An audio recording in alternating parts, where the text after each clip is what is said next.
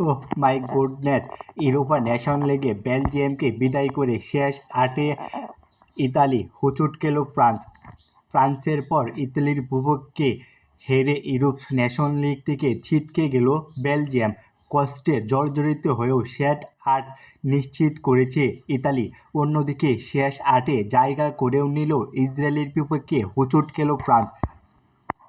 শুক্রবার ১৫ই November Europa Nations লিগে এ লিগের গ্রুপ ২ এর ম্যাচে বেলজিয়ামকে ১-০ গোলে হারিয়েছে ইতালি।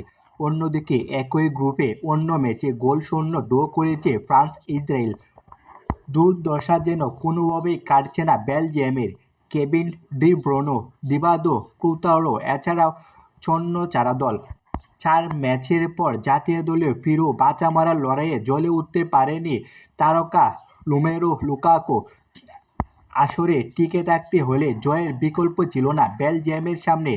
এমন ম্যাচে ঘরের মাঠে ইতালির কাছে হেরে তাই এক ম্যাচ হাতে থাকতে ইউরোপা নেশন লিগ থেকে বিদায় নিতে হলো বেলজিয়ামের। এই দিনে ম্যাচ শুরু হয় ১১তম মিনিটে গোল হজম করে বেলজিয়াম। ডান প্রান্তের ধরে আক্রমণ উঠে ডি বক্সে ঢুকে পড়েন জিওভান্নি ডি লুনারেস।